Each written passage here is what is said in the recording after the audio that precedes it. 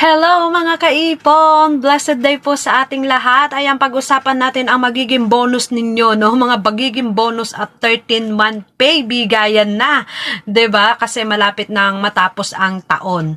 Bago matapos ang taon na to, dapat may na-achieve tayo sa sarili natin na magawa, na makikita natin sa pagtayo ay maedad na. Nandudun pa rin yun. Ay ito, katas ito ng 2023. Dapat yun ang pag-isipan natin, 'di ba? So, saan ba yan dapat gagawin? Saan ba dapat dadalahin yan? Especially yung bonus natin or 13-month pay natin, ayan, pahalagahan natin yan. Kasi isang taon natin yung pinaghirapan, ano? So, sana all, no, may bonus tsaka 13-month pay. So, isipin natin, try to join IMG. Kasi lifetime tayo dito. At the same time, next year, panibagong pag-iipon. Kahit barya lang yan, pwede nating ipunin. 20-20 lang yan or barya lang yan.